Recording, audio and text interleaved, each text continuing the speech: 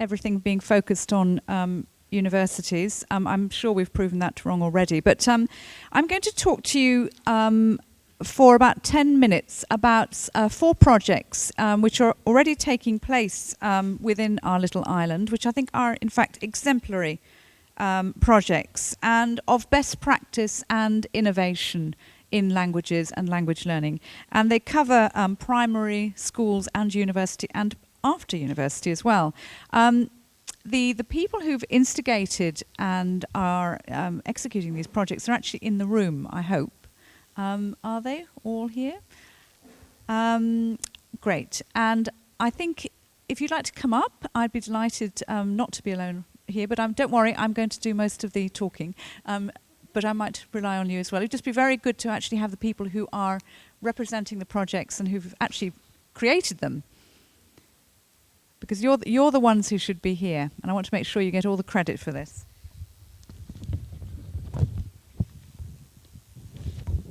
And it's a bit lonely up here. Where do you want us to go? Just sit down, and you can sit on the.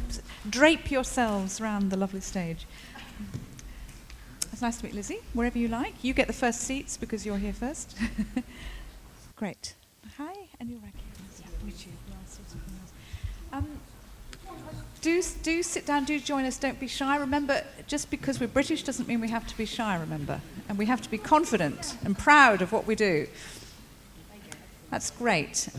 There might have to be some people who sit on the floor, or even just stand up rather gracefully. So do you want me to read out the projects? Would you rather I do that? Okay, but I might have to call on you. So we're going to talk about Translation Nation first of all. Now, who's here from Translation Nation? Do you want to talk about Translation Nation, or do you want me to read it out?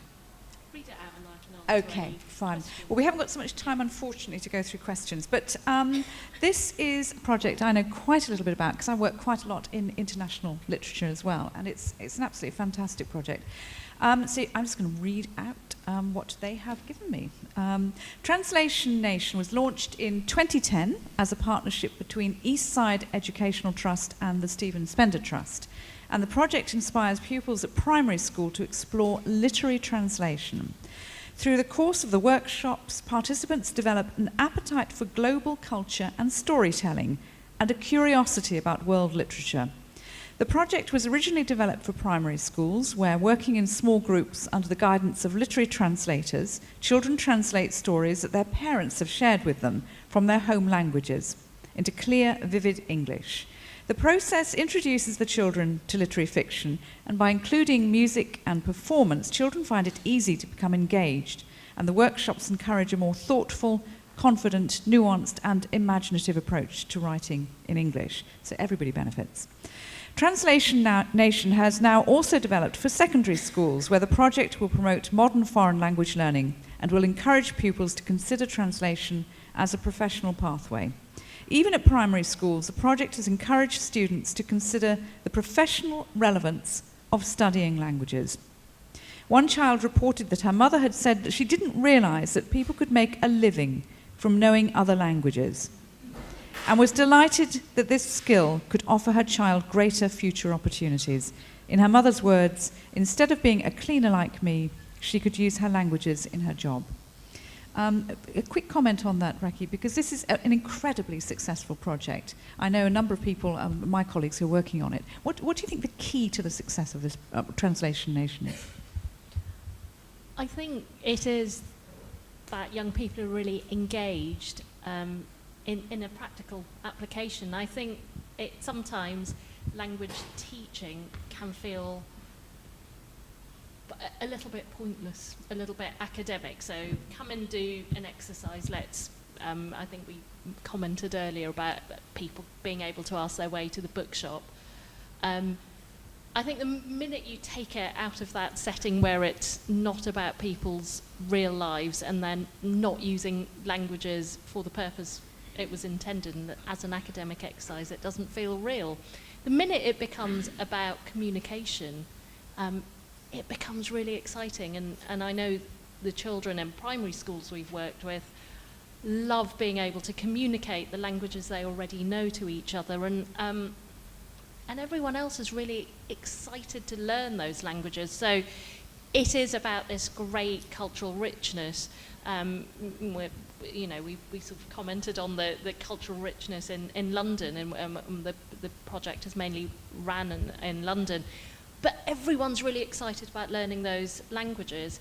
When we have now done some of the pilot work for the secondary schools, and it's the same thing. That was looking at subtitling and subtitling for films. And again, children are really excited. It's about something real. It's about communication.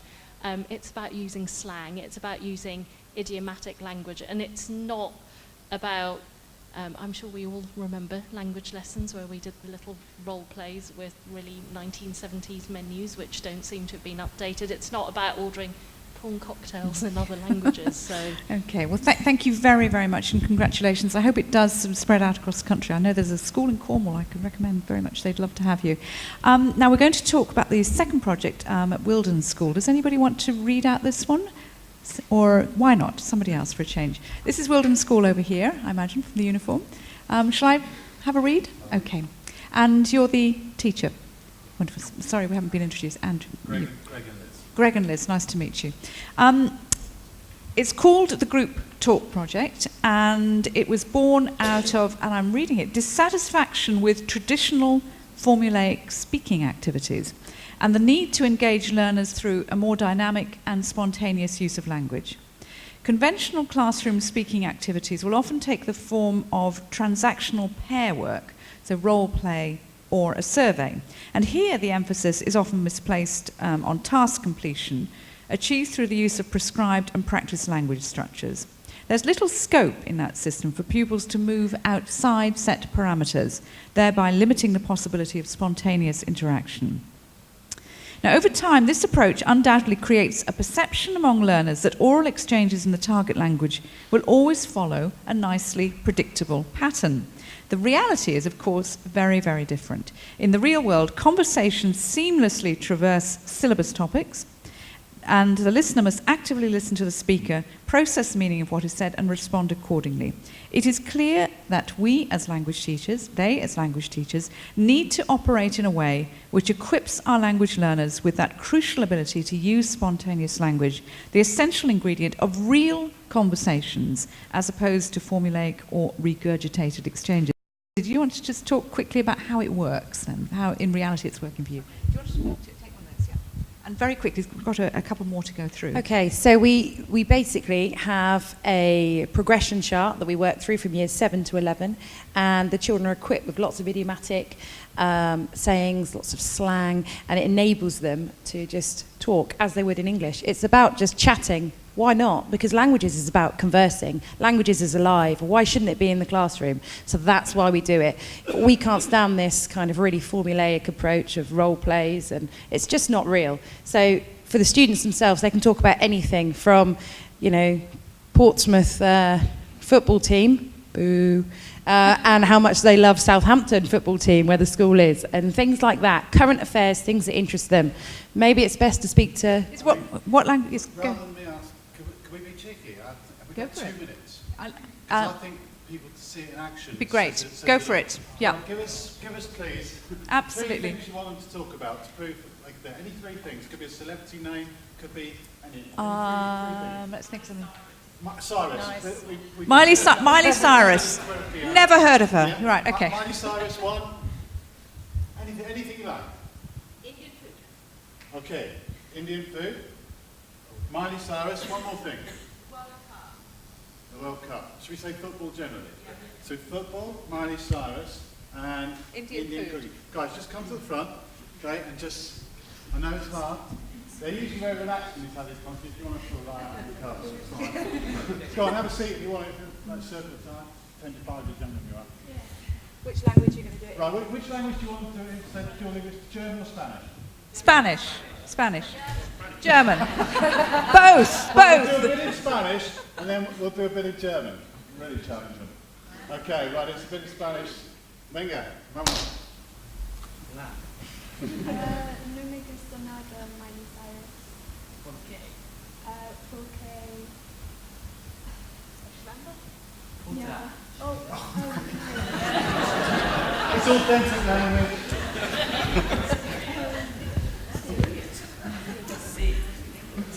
Thank you very much.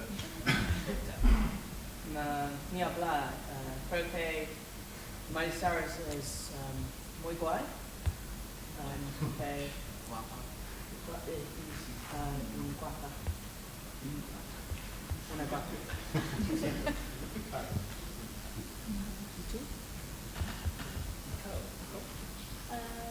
no. Miley Cyrus es interesante.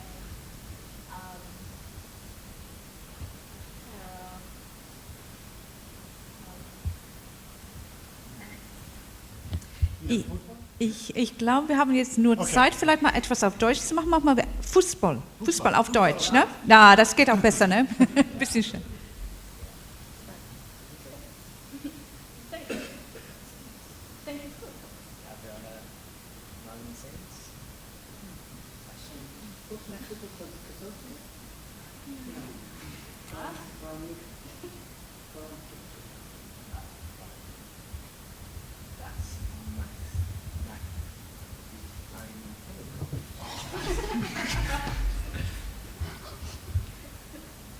Das ist der Druck, ne? Der Druck, also vor einem Podium. Also vielen, vielen Dank. Thank you so much.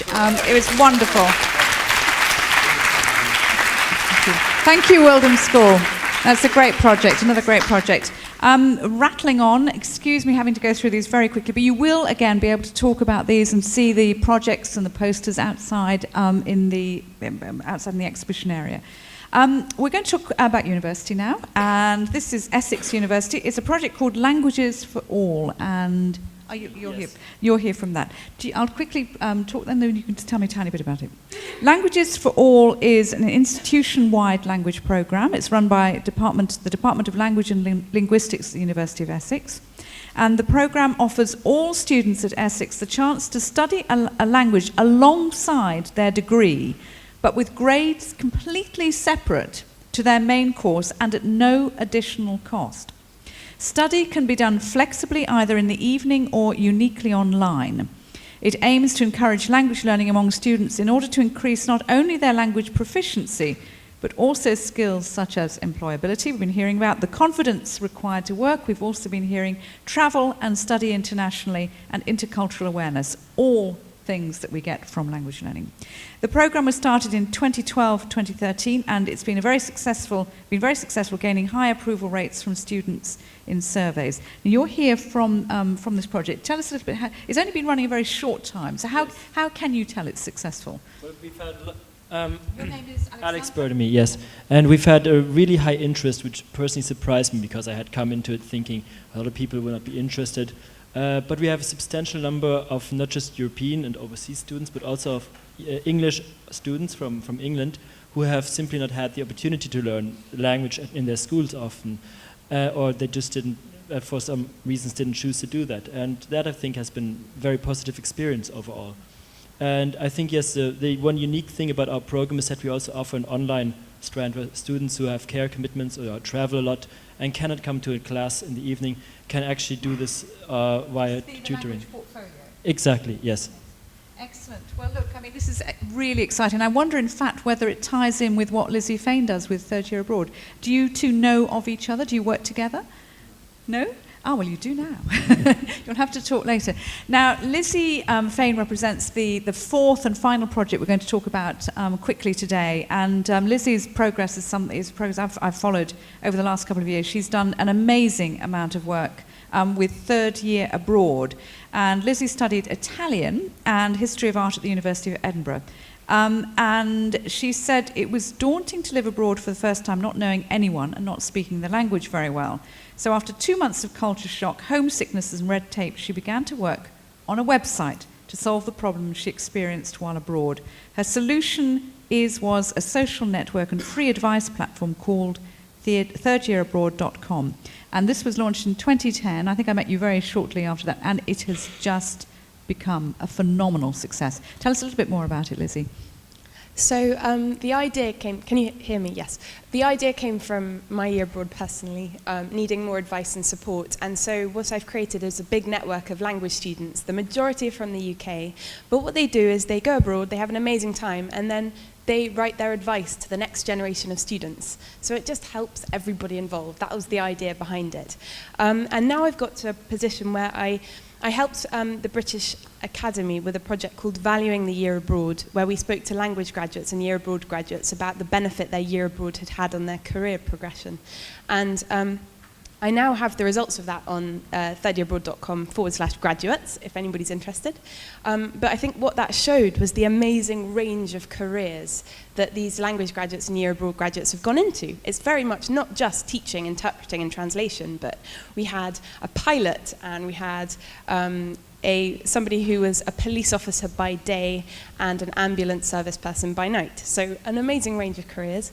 And that showed me that actually by illustrating the career range to younger students, it might show them, and by offering them opportunities, it might show them that languages are a wonderful thing to do. So we're just about to launch a careers platform where we'll have a jobs board with jobs on it that are actually accessible to a graduate with maybe 1 year experience or no experience at all. So I'm hoping that that will show younger students that that languages are amazing and open up the world to international travel and opportunities. So I'd love to speak to anybody who is interested in this, or anybody who'd be interested in becoming a partner of ours. So I'll be on a stand outside, so please come and find me. Thank you. Okay. Thank you all very, very much indeed. I'm really glad you came up on stage and it wasn't just me sort of rattling on about your projects. These are your projects and you've done amazingly well with these. And I hope that you all work together because, again, I think part of the message from this conference is joining up the dots. So can you please give them all a massive round of applause? Thank you so much.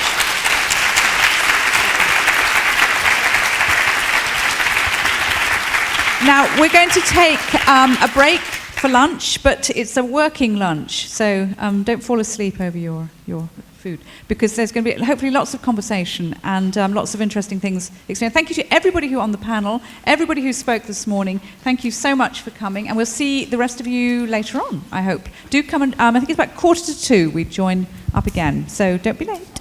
Thank you.